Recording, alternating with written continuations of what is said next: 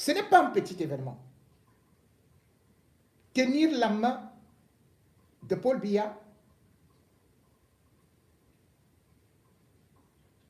obliger Paul Biya à renier ses propres collaborateurs, ou plutôt à les dénoncer.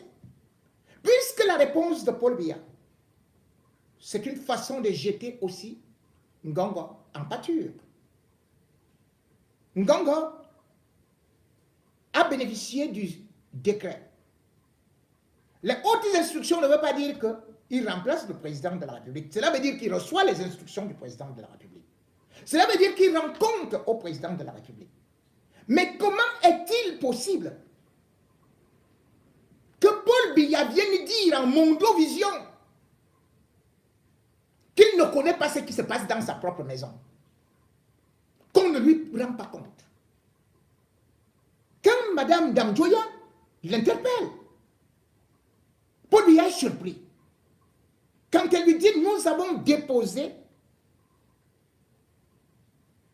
tout un mémorandum, tout un dossier, toutes les réflexions et les propositions des partis de l'opposition par rapport à la modification du code électoral et même de la Constitution, c'est-à-dire la vie du pays, Paul Biya dit qu'il ne l'a jamais reçu. » C'est un grand événement. Ça nous montre donc ce qui nous disait que Paul Biya connaît tout, contrôle tout. S'il est sincère, cela veut dire que Ngongo est celui qui bloque les dossiers, met la main sur les dossiers et ne donne à Paul Biya que ce qu'il veut que Paul Biya connaisse et bloque ce que Paul Biya ne doit pas connaître. Bref, c'est Ngongo qui est donc le propriétaire de tous les dossiers. Paul Biya, en le disant, a donc finalement montré qu'il n'était pas omniprésent, omniscient, comme on voulait tellement le prendre comme un dieu, et que c'est lui qui réglait tous les problèmes, donnait toutes les injonctions et directives. Non. Paul Biya a démontré que au palais d'études, aujourd'hui, il est cadenassé, il est encerclé. Et qui vient faire que cela soit révélé? C'est Patricia Toumaïnou Damjoya. Et d'ailleurs, elle a reçu des félicitations de Maurice Kamto, qui reconnaît qu'elle a fait un travail de ça, et un travail même d'épicentre de l'opposition. Depuis combien de temps l'opposition ne s'était pas réunie, et surtout pour trouver un code électoral consensuel? Mais c'est sous sa directive que l'opposition a eu à se réunir à Yaoundé en 2021. C'est-à-dire qu'il y a de cela 4 ans. 4 ans que ce document a été déposé auprès de Biya. Quand la première convocation, ou plutôt la première réunion de cette opposition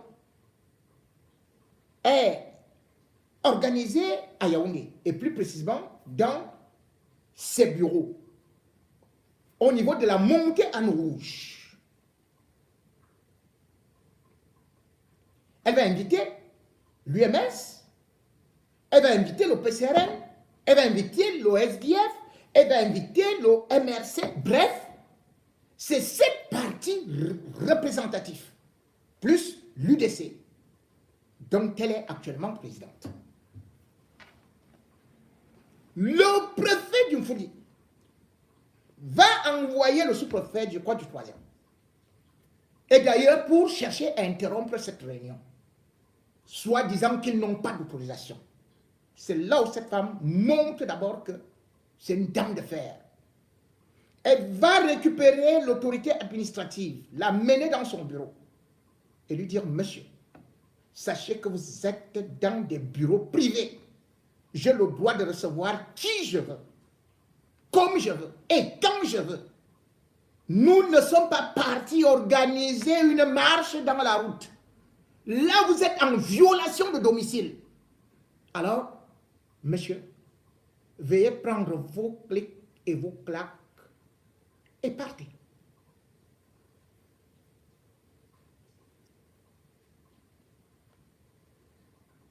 C'était osé. Et elle avait réussi. C'est donc elle qui est secrétaire. Et c'est elle qui, bien évidemment, dans cette coordination, essaye, en tant que femme, de mouler une autre qualité de l'opposition au-delà des égos démesurés des hommes, des trahisons et aussi des autres espions. Elle a donc fait au moins que l'opposition camerounaise retrouve au moins des bases. Parce qu'en 2018, on ne peut pas dire que l'opposition camerounaise s'est réunie. Elle était plutôt très éparpillée.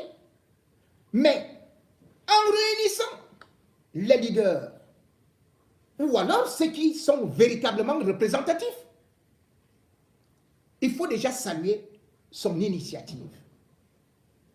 Et d'ailleurs, je crois en novembre de la même année, après que les travaux aient eu à aboutir à des conclusions, je crois 63 pages, eh bien, elle avait convié la presse nationale et internationale au Hilton. Tout avait été payé, y compris la salle, pour rendre compte. C'est ce jour-là que, de nouveau, le sous-préfet avait donné interdiction, soit disant que c'est que l'opposition était en train de marcher sur les plates-bandes de l'Assemblée nationale. Interdiction au Hilton, alors que la salle était payée. Les journalistes étaient là. À peine les opposants voulaient entrer, on les avait chassés. De quoi le régime a-t-il peur? Alors que ce sont les mêmes gens qui savent très bien qu'il y a la loi de 90 sur la liberté des réunions, des associations et surtout aussi les partis politiques.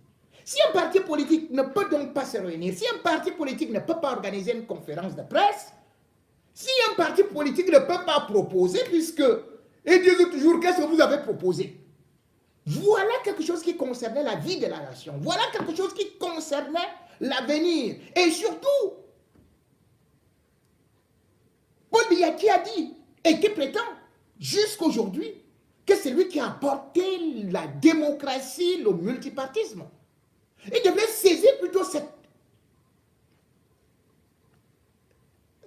réunion, ou plutôt cette proposition, au rebond, dans la mesure où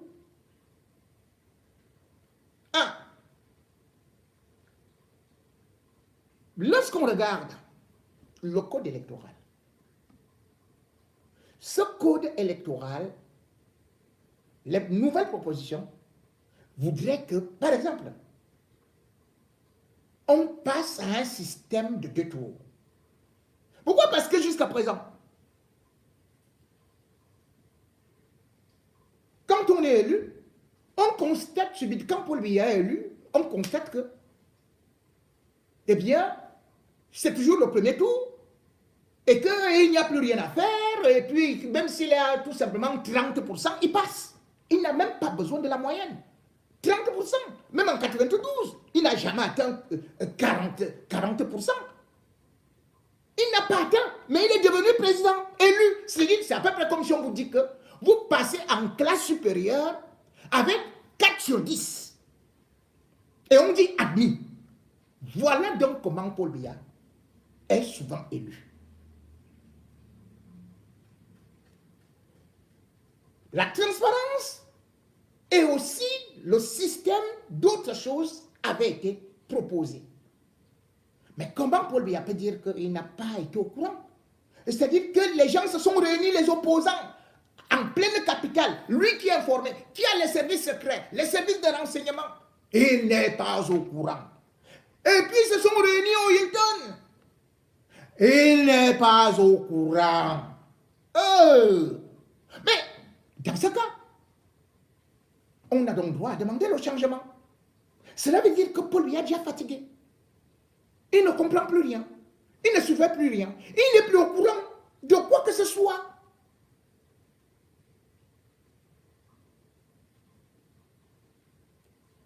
Mais ce qui qui est épatant, c'est que cette femme qu'on a d'ailleurs vue tenir tête au RDPC, tenir tête à certains dans le monde qui se prennent pour Dieu, eh bien, elle est totalement mitraillée et son geste est ridiculisé, son acte, l'acte courageux, l'acte de bravoure qu'elle a posé, est considéré plutôt comme une trahison.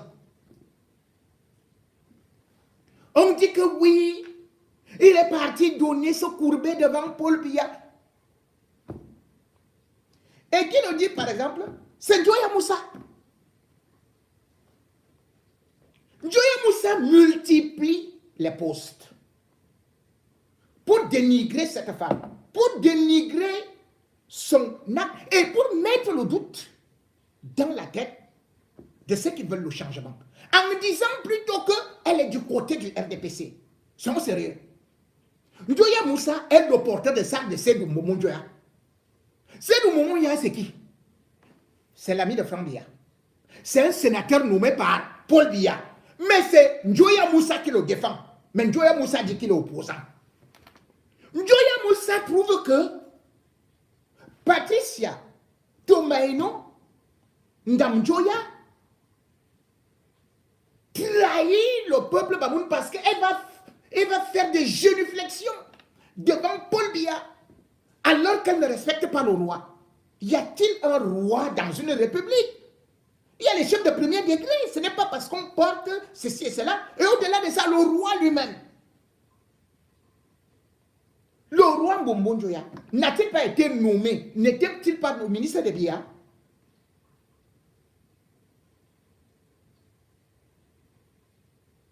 Mais c'est donc cette façon de faire où chaque fois que l'opposition veut s'organiser, on envoie des pions. Oh, pour dire que ou sa fille a épousé ou qui du gouvernement ou de quel ministre, mais et en même temps il revendique qu'il est du SDF. Mais monsieur Njoya Moussa, si vous dites que vous êtes du SDF, Frundi n'a pas été reçu par Paul Biya.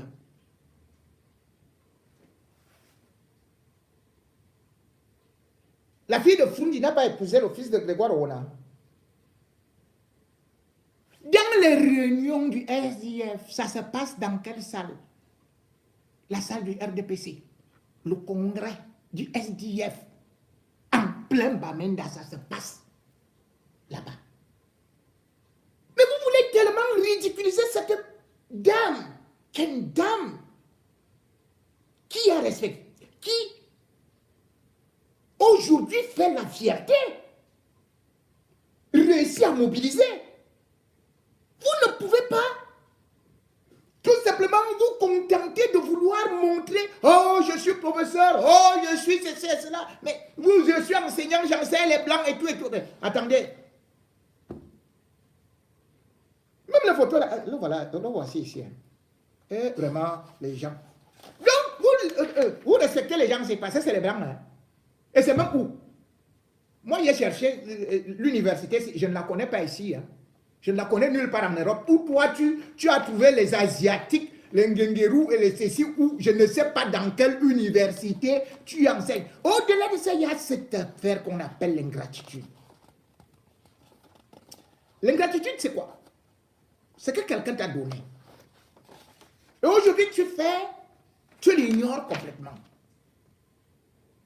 Mais vous partez souvent là-bas, dans les bureaux d'Adamon Damjoya.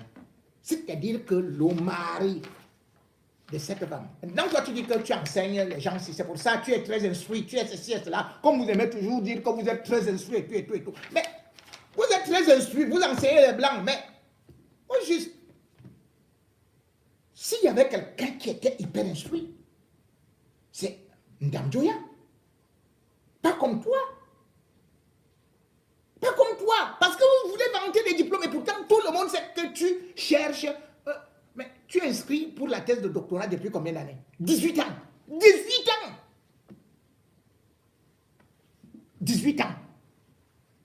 Puisque vous êtes entrés ensemble avec Cabral Libye, je crois, en 2006, vous avez dit que vous faisiez le doctorat, vous étiez des doctorants, vous écriviez des thèses, vous prépariez vos thèses en 2006. Mais pourquoi vous n'avez pas abouti? Où est cette thèse? Puisque votre directeur de thèse, c'était qui là? C'était Zéro Mort. Zéro Mort était opposant. Contre Koumouni, il était opposant.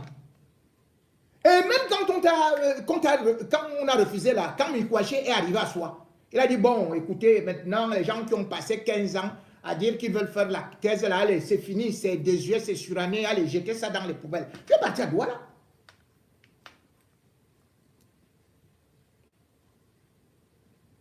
Tu es reparti là-bas pour dire que maintenant, ce n'est plus tel qui est ton directeur de thèse, ce n'est plus Conchou, c'est le même Nkwaché qui était devenu, tu changes le sujet. Est-ce que ça se fait comme ça en thèse? Alors, vous, comme vous êtes des doctorants là, vous voulez toujours montrer que c'est vous qui connaissez. Pourquoi vous n'êtes pas parti proposer cela à Biya? Le code électoral. La réalité, c'est quoi? Et c'est là où je veux attirer l'attention du peuple camerounais.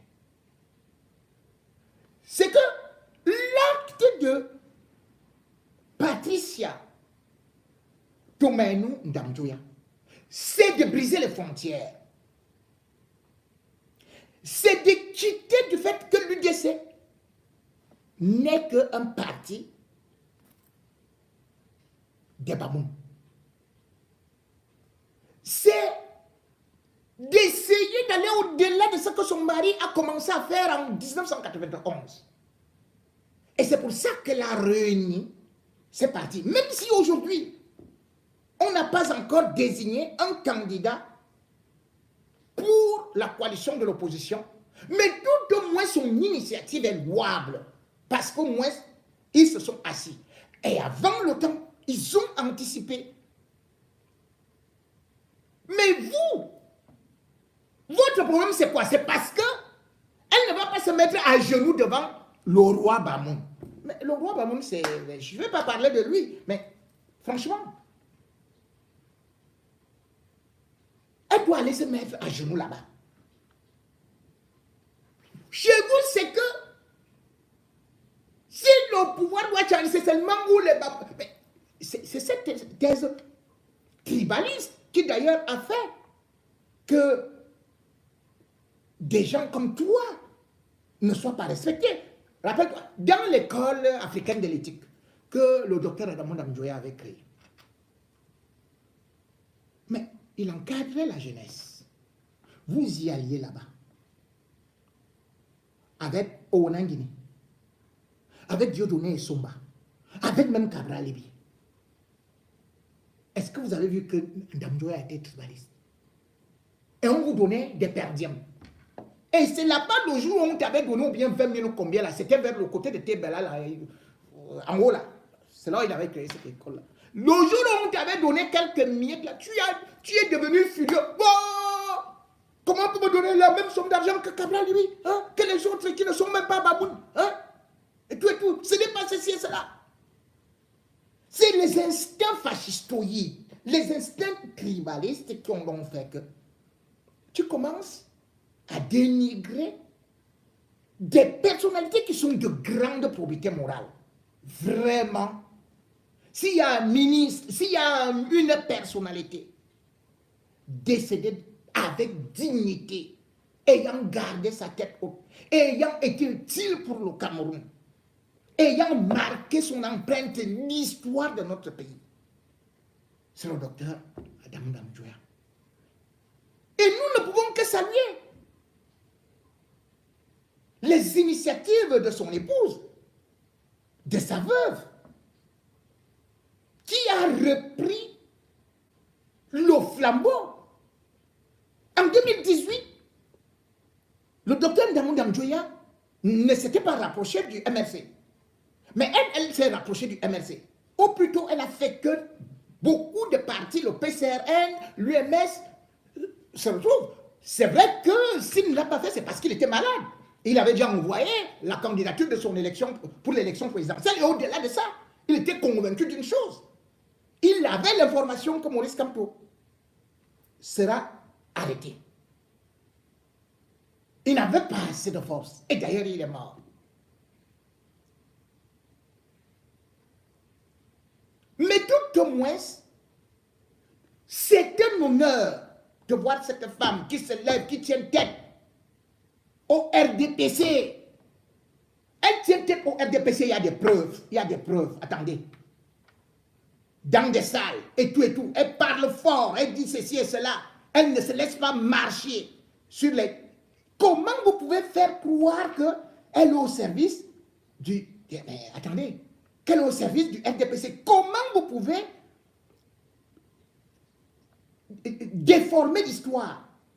Comment vous pouvez minimiser ce que cette femme a eu à faire? Comment vous pouvez tromper le peuple camerounais en faisant croire que Madame Damjoya est devenue peut-être sardinarde, qu'elle est devenue ceci et cela, et que et tout et tout. Et je voudrais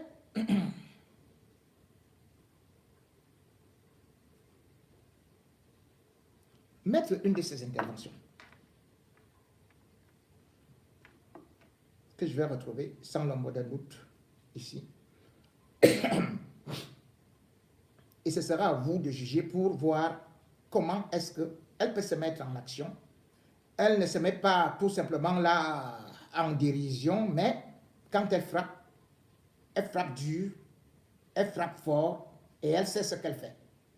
De telles femmes sont des femmes qui méritent des encouragements et qui méritent surtout, comme Maurice Kamto l'a fait, qu'elles soient devant pour le changement. Quand les femmes se mettent devant, croyez-moi, le changement arrive très vite. Quand les femmes se fâchent, Paul Biya lui-même sait que il ne peut plus grand-chose. Je crois que dans quelques instants, je vais trouver son intervention. Mais moi, je voudrais tout simplement dire à celles-là qui veulent détruire l'opposition, à celles-là qui veulent uniquement venir faire la distraction, à ceux-là qui ont compris que le Cameroun a besoin de toutes les forces et de toutes les personnes capables d'être intègres, de tenir tête et d'aller jusqu'à leurs idées. Je voudrais dire à ceux qui ne sont pas capables de faire quoi que ce soit, de ne plus venir nous embrouiller. Madame Damjoya mérite un pesant de respect. Et quoi qu'on dise aujourd'hui, c'est une femme qui vient de marquer quelque chose. Et d'ailleurs, sur les gens parlaient de quoi là? De code électoral. Je mets d'abord un truc pour le code électoral. Parce que les gens me disaient, à quoi ça sert le code électoral? C'est quelle qualité de combat? Ah, le code électoral? Ah non, vous savez, on a eu tel qui a été élu grâce à ce code électoral-là. Et ça ne sert à rien de changer le code électoral maintenant. Il faut seulement aller aux élections. Mais non. Le premier combat, c'est d'abord le code électoral. Le premier combat. La priorité des priorités, c'est ce code électoral qui fausse le jeu. C'est ce code électoral qui fait de telle sorte que certains ne puissent plus avoir le goût de se représenter uniquement, sachant que les dés sont pipés. Le code électoral suivait son importance et depuis combien de temps les partis politiques se battent pour ça. Donc les Njoya qui se disent là, qui sont les doctorants, les connaisseurs et tout, et qui veulent vous décourager, eh bien dites-leur que la démocratie et surtout la transparence et le changement passeront, l'alternance passeront par d'abord la révision du code électoral et même de la Constitution. Je vous mets ça. Possible d'opérer les changements dont parle Hilaire Kamra et que vous martelez depuis plusieurs années déjà pour parvenir à un code électoral consensuel. D'abord, je dirais que s'il faut donner un peu de la profondeur dans l'historicité de ce combat-là, la loi que nous avons actuellement date de 2012. Elle n'a pas changé. Je pense que depuis 2012, un certain nombre de formations politiques ont produit un code alternatif à celui-là. Je peux citer le SIE, je peux citer le MRC, je peux citer le MP, je peux citer la société civile. La société civile également a produit pour des dons depuis 2012. Puis par la suite, on s'est rendu compte, après les élections présidentielles de 2018 et de 2020, qu'il fallait mutualiser les efforts pour essayer de produire quelque chose de consensuel. Ce qui a été fait, et je pense qu'en ce sens-là, le 1er avril 2021, il y a 3 ans, un certain nombre de partis, pour ne pas dire 7, se sont réunis pour produire un code électoral consensuel. Et nous avons dit code électoral consensuel participatif. Nous avons, 8 mois après avoir fait ce travail-là en associant la société civile, bien entendu, mon homonyme peut l'attester, produit un exemplaire à qui nous avons remis acquis de droit. C'est-à-dire au président de la République. D'accord. Et c'est l'occasion pour moi de faire une digression parce que j'ai suivi plein de choses sur la présentation du vœu du chef de l'État. Et la porte-parole de cette plateforme-là, Hermine Tomanen Danduya, qui est au palais, a saisi l'occasion pour dire au président de la République, Monsieur le Président, nous allons à une élection et ça va être conflictuel. C'était devant tout le monde, les gens qui sont là. Nous avons déposé à votre endroit un exemplaire de ce truc-là et nous attendons. Le président, devant tout le monde, a dit qu'il n'a jamais reçu l'exemplaire. Mais alors, il s'est engagé qu'on va refaire un autre et on va le déposer. Et le président a conclu, je suis ouvert. Nous devons croire que dans cette émission, après cette émission, ils vont être ouverts au regard de l'argumentaire que nous avons donné. Et je pense qu'une élection bien apaisée donnera la certitude d'accepter les résultats. Je dis bien une élection bien apaisée. Maintenant, je pense que sur la liste des droits, revenons à la question tout à fait pointue, parce que ça c'est un élément. L'article 10 donne les compétences au Conseil électoral de s'assurer de la transparence et de la sincérité. Bien compte. Ça c'est le rôle du Conseil qui fait le contrôle sur la direction de l'État. Je rappelle en passant que le président, les membres du Conseil prêtent serment. Bien sûr. Et la direction et le directeur adjoint ne prêtent pas serment. Donc en fait, ils sont utilisés par le Conseil pour l'opérationnalisation. Premier élément dans les dispositions de loi. Deuxième disposition, c'est l'article 26, qui donne les attributs du directeur général d'élection Cameroun et son adjoint.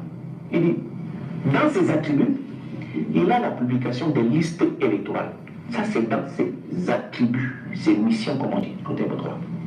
Et enfin, maintenant, dans l'obligation du grand public et de nous les partenaires, notamment les partis politiques, la justice, l'administration, pour ne citer que cela, ils doivent avoir accès au fichier électoral. Et là, c'est la liste électorale. On ne peut pas en même temps, dans la même loi, donner l'attribution les, et dans la même temps donner l'obligation avec le. Et à la publication naturellement du directeur général d'élection Cameroun, qui dit les listes électorales nationales, ce qui n'existe pas. Il n'y a qu'une disposition légale qui lui donne l'autorisation, ou du moins le pouvoir, la compétence de produire les listes électorales. Donc, je peux le respect pour M. Soussel. Il a violé la loi. Il n'y a pas de problème. Et bien entendu, à partir de ce moment, pourquoi il se trouve dans cette obligation? Parce que les dispositions légales, non. Pourquoi ça? Je vais être aller un peu plus loin. Dans la biométrie telle qu'elle est conçue, quand vous allez dans le bureau de vote, vous entrez dans le bureau de vote, les listes électorales sont par ordre alphabétique. Oui. Donc, dans le bureau de vote, c'est par ordre alphabétique. Et dans les communes, c'est par ordre alphabétique. Comme disait tout à l'heure mon homonyme. Et par conséquent, au niveau de ramener au niveau national, c'est plus complexe. Parce que le système qu'ils ont mis en route pour pouvoir l'apprêter est finalement vissé. Elle est vissée en ce sens qu'il cache l'élément de contrôle qui devrait permettre au fichier électoral là d'éliminer les doublons. Comment techniquement on peut éliminer les doublons si on n'a pas accès au fichier? Ce n'est pas possible. Et le dernier élément que je voulais soulever, c'est qu'elle est capable de contrôle. Voilà. Qui contrôle l'électorat? Et qui contrôle son nombre? Inscrit. Aucune disposition légale ne le permet. Personne. Mais nous sommes en droit de nous dire que dans le contentieux préélectoral, c'est déjà complètement avancé. Si rien n'est fait, nous allons sortir de cette élection avec une élection plus que complexe et non apaisée. Et là, tout à l'heure, vous verrez que l'Église a tout son sens de pouvoir s'immiscer dans le problème. Samuel Maud, justement, nous sommes en plein dans le contentieux préélectoral. Qu'est-ce que vous pensez du débat autour de la transparence qui est déjà souligné par les uns et les autres sur ce plateau? Je pense que s'il y a une obligation légale qui est faite à l'État, les pays comme le doit la respecter. Là, il n'y a aucune forme de discussion là-dessus. Là, nous sommes en plus ou moins en divergence. C'est que très souvent, il y a l'impression qu'on souhaite. Dans le cadre de ce consensus-là, bien entendu, d'avoir le RDPC n'est pas compté. Je souhaiterais également que pour les problèmes... Est-ce que vous avez invité le RDPC? On va poser un exemple. Je veux dire, au moment de faire le travail, est-ce que vous avez invité? Notre document intitulé, je ne sais pas intitulé, ça ne reste pas la place. Notre document est proposition de code électoral participatif consensuel. Ça veut dire que nous sommes ouverts à tout. Je rappelle que, c'est peut-être pas membre du comité central. Donc en gros, c'est un co modulable. C'est ce que vous dites? Tout est modulable. D'accord. Tout est modulable. C'est une proposition. Je n'ai pas dit. Je voudrais embrayer sur cette histoire. Je voudrais embrayer sur cette histoire de consensus qu'en réalité, le consensus, ce n'est pas l'unanimité. Le consensus, c'est pour ça qu'on parle d'un consensus à minima, d'un consensus large. Parce qu'on sait que dans cette histoire-là, très souvent, on ne peut pas convaincre tout le monde et on essaiera de combattre les Belges en pensant qu'on a entraîné le maximum de partenaires possibles. Et donc, il faut l'inscrire dans cette dynamique-là. Après, maintenant... Bon. Mesdames et messieurs, vous avez donc suivi cet élément qui est très important. Et nous répétons que le peuple camerounais doit être derrière Patricia Tomaino Ndamjoya, qui fait un travail formidable en tant que secrétaire. Et d'ailleurs, c'est elle qui avait eu à communiquer à la presse quand même. Les forces de l'ordre sont venues les vider au Hilton. Elle ne recule pas. Voilà les femmes qu'il faut. Ce ne sont pas les femmes qui font les clashs là, qui font ceci, qui font cela, qui vont embrasser Chantal Biya. Et qui disent qu'elles sont des femmes politiques. Qui passent le temps à vendre les mèches et les njangsang et tout ça. Ça rapporte sur quoi? Elles vont à l'Assemblée et machin, et par la suite, aucune proposition de loi.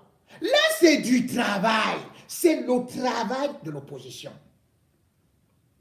On regarde aujourd'hui, certaines femmes ont dit qu'elles faisaient les propositions. Elles n'étaient pas des opposantes, elles étaient des proposantes. Parmi les proposantes là, il y a qui? Nouran Foster, voilà, elle a un nom d'acteur de cinéma. Nouran Foster, comme elle n'aime pas le nom camerounais là, Nouran Foster. Voilà donc des femmes que certains comme les Moussa Joya soutiennent. Mais Nouran Foster, vous l'avez vu? Qu'est-ce qu'elle a fait depuis qu'elle est députée? Rien. La seule chose qu'elle a trouvée, c'est qu'elle va créer peut-être une loi, comme on a dit, dans le chantalisme biaïque. Parce que je n'ai jamais vu ça. Présentation des vœux de Chantal Biya. Nouran Foster court. Elle met une de ses tuniques comme si elle sortait du... Les femmes de l'Arabie Saoudite... Non, c'était les contes des 1001 nuits. Elle a mis une robe comme l'avion. Elle dit qu'elle est opposante. Hein. Elle va voir qui? Chantal Biya. Pour la présentation des vœux. Depuis que le Cameroun existe, les femmes se battent, font ceci.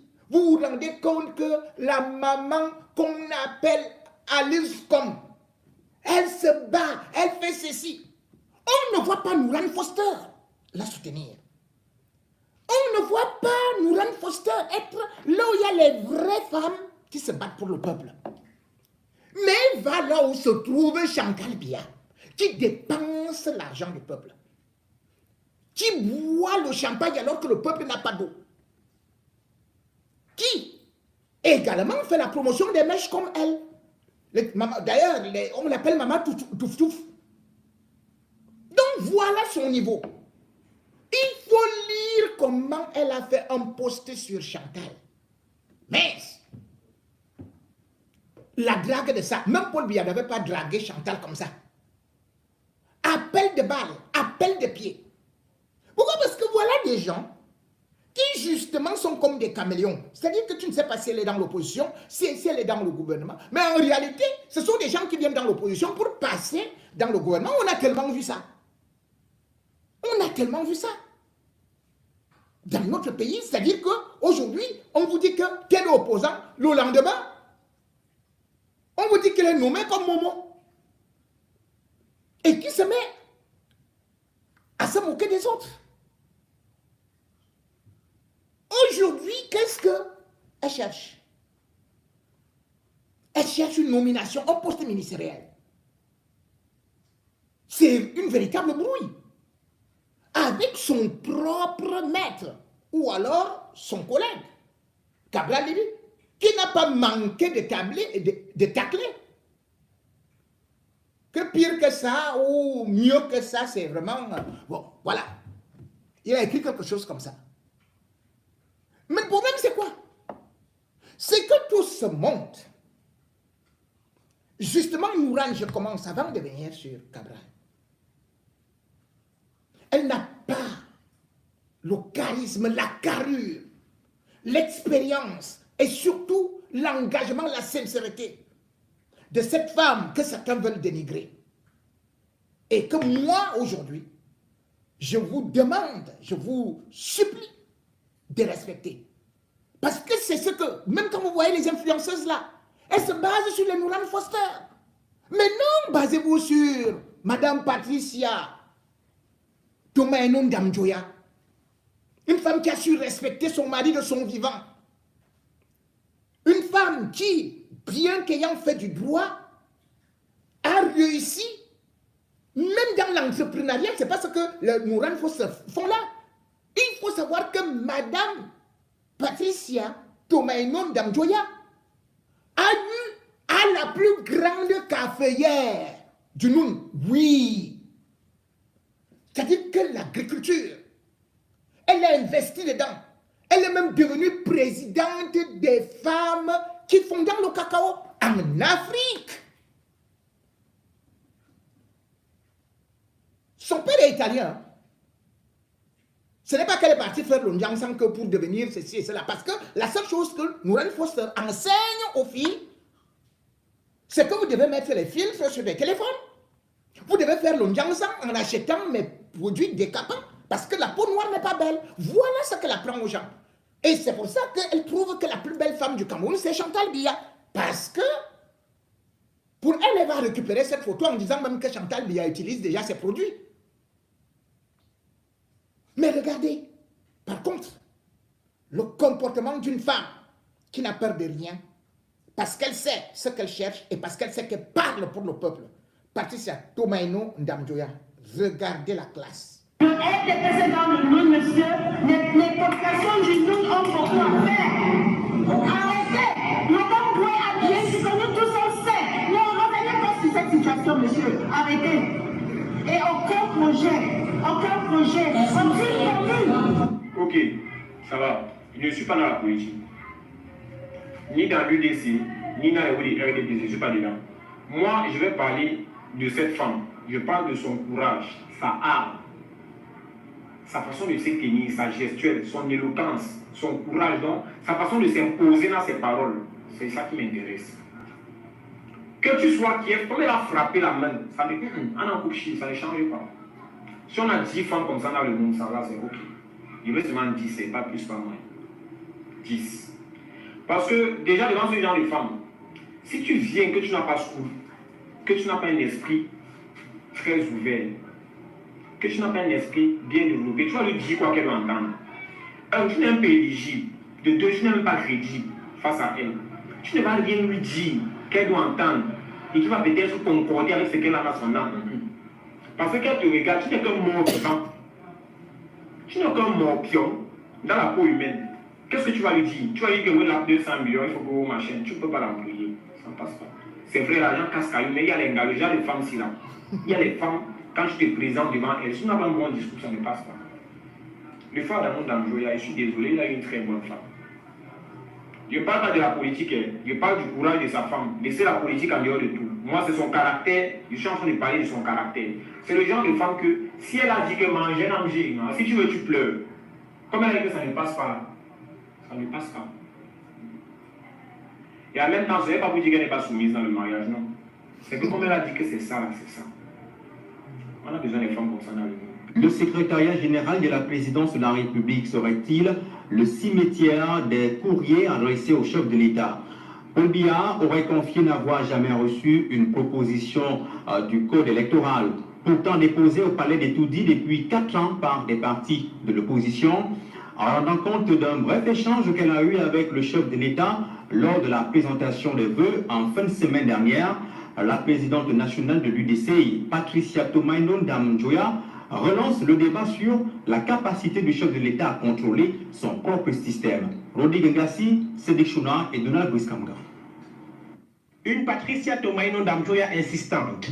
Le cliché de l'échange entre la présidente de l'Union démocratique du Cameroun et Paul Biya est l'un des moments saillants de la cérémonie des vœux vendredi dernier au Palais de l'Unité. De quoi ont-ils parlé en 5 minutes environ?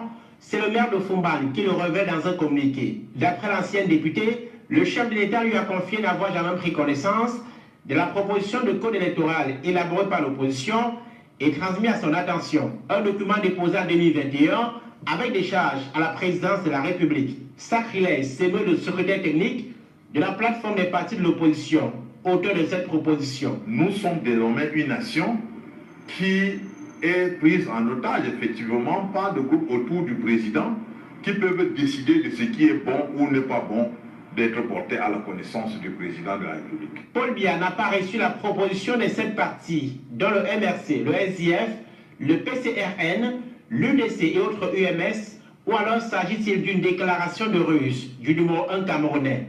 Pour l'opposition, pas de doute. Nous sommes ici en plein dans la réalité que à ce niveau-là, on ne permet pas au chef de l'État d'avoir connaissance ou bien d'être au parfum de différentes interpellations auxquelles il fait l'objet de la part de la classe politique ou de la société camerounaise tout entière. Le code électoral proposé par l'opposition avec les contributions de la société civile et des citoyens tout court, c'est un document de 139 pages en français et en anglais. Fin 2021, la cérémonie de présentation au public du texte qui fournit 87 propositions de modification sur le code électoral actuel avait été interdite à Yaoundé. On a prévu des éléments de conflictualité dans le code électoral.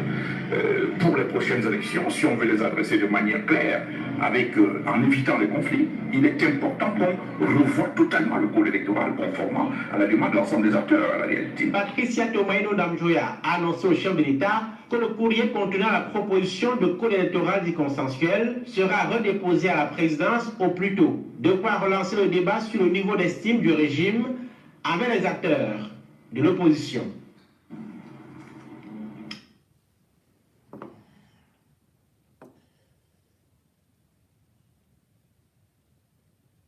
Et comme je le disais, certains par tribalisme ou alors par planisme parce qu'ils défendent des intérêts peut-être de la royauté, préfèrent montrer que ce geste n'est pas important, n'est pas vraiment impressionnant de cette femme.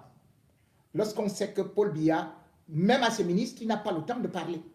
Il passe, c'est lui qui impose le tempo, mais c'est elle qui a imposé cette fois-là le tempo. Donc, le respect se doit par rapport aux actes qu'on pose. Ce n'est pas, par exemple, comme je disais tout de suite tantôt, par rapport à celui-là qu'on appelle Njoya Moussa, qui va écrire Timan. Mais tu étais là, mais le journaliste était là. Moi, j'ai d'abord rapporté les propos, et c'est ce qu'elle dit exactement, ce qui était là. Confirme cela. Mais toi, tu n'étais pas là. Mais tu viens désinformer les gens. Timan. À une dame. Mais c'est pas possible. Parce que vous êtes tous simplement encore dans des petits phénomènes tribalistes. De toutes les façons, comme je parlais de Nouran Foster, qu'a-t-elle dit à Chantal Biya? Chantal Biya était pourtant devant elle. Pourquoi elle aussi n'a pas fait de communiqué? Elle est juste venue apprécier. Alors que les femmes ont tellement de problèmes. Alors que le train de vie, le coût de la vie est très élevé.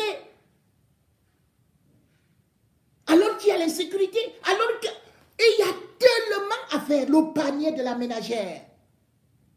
Mais elle n'a pas parlé de ça. Pourquoi? Parce qu'elle cherche à être ministre de la jeunesse. On lui a dit ça. Pourquoi? Parce que Cabral Libi, lorsque lui-même a été actionné, avec ses amis du RDPC qui étaient souvent à ses côtés, c'était bien évidemment pour un peu venir bloquer Capto, pour qu'il n'y ait pas coalition. Mais, vous avez donc pu voir comment ce régime fonctionne. C'est-à-dire qu'aujourd'hui, comme ils savent que Cabral Libi cherche à retrouver une certaine autonomie, on prend Papa Kona, on jette à ses pieds. On voit que ça ne marche pas beaucoup. Attendant que les autres et tout, ils disent qu'il ne doit pas être candidat à l'élection présidentielle. Ils vont donc créer, ils cherchent à créer un PCRN bis en montant celle qui, souvent quand Cabral Libi n'avait encore rien à manger, lui faisait un peu quelques prêts d'argent, c'est-à-dire Nouran Foster. On lui propose donc un poste dans le gouvernement. C'est comme ça. Et du coup, on revient faire n'importe quoi. Même là-bas, elle devrait parler, mais elle ne parle pas. Parce que c'est toujours le tribalisme dans le monde, parce que c'est ci et cela. Et c'est avec ça que le régime a réussi à nous diviser. C'est avec ça que le régime a d'ailleurs réussi à maintenir le monde dans cette demandé à Sambaka. Moi-même, on est allé le voir à trois pour lui dire non, il faut changer votre façon de voir. Laissez vos problèmes avec le sultan. On n'a pas créé un parti pour une chefferie de deuxième degré de Fouman. On a créé un parti pour conquérir le pouvoir. Donc, sortez. On avait des potentialités à Douala, on avait des conseils municipaux. À l'extrême nord, on avait des conseils municipaux à Pété, à Kaïkaï, dans certaines communes. Mairie, on avait même presque gagné. On a même gagné les législatives, on nous a arrachés. Sortez du nous. Venez qu'on se batte à Douala et dans l'extrême nord. Dans un premier temps, on verra ce que ça va donner. Il n'a pas été capable. L'UDC n'a pas été capable de sortir. Et Moyo et moi, on a démissionné immédiatement. Et quand Moyo a créé son parti, il voulait que je dise non, je ne fais plus la politique. C'est comme ça que moi j'ai arrêté la politique. Parce que je croyais qu'avec un monsieur de cette envergure que fait Namjoya, on aurait pu vraiment... parce que Namjoya, c'est quelqu'un d'intéressé, de désintéressé complètement. Le matériel, il ne connaît pas. Intellectuellement, moralement, correct. Mais le tribalisme est venu absorber notre parti, et c'est pour ça que je suis parti. Donc, il faut qu'on sache que vous et moi, nous tous, le pays là nous appartient. Le pays nous appartient. On actionne donc avec des tribalistes en leur disant, c'est toi dans telle région, il faudrait que tu ailles casser la montée de l'UDC à tel ou tel endroit. Donc, on fait de toi ministre. Et comme ça, tu casses aussi de l'autre côté Cabral.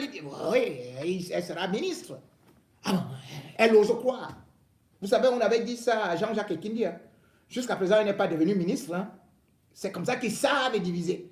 Donc, il voudrait que le PCRN arrive avec deux branches. Si Cabral Libi n'est plus tenable, on tient donc qui? On tient Nouran Foster, qui cherche à avancer. Ce sera donc comme ça. C'est-à-dire que voilà le danger que Cabral Libi a vu. Qu'est-ce qu'il avait fait avec Cabral Libi lui-même? Comment Cabral Libi, c'est ce qu'on dit quand on va embrasser le diable. Comment on peut expliquer que dans l'Oignon Ekele, par exemple, Cabral Libi a une mairie, il a des conseillers municipaux. Mais est-ce que vous constatez que lorsqu'il s'agissait maintenant du conseil régional, zéro pour Cabral Libi. Pourquoi? Parce que ses propres conseillers municipaux ont été détournés et ils sont partis voter le RDPC. Donc, c'est ces jeunes-là qui font toujours au sein des partis. Et quand on voit que quelqu'un monte dans un coin, une personnalité est en train de se démarquer, on vient donc avec un individu qui vient discréditer cette personne. Je vous dis que le rôle de Njoya Moussa est seulement de venir discréditer Madame Patricia Tomaino Ndamjoya et par voie de conséquence, discréditer toute la plateforme de l'opposition.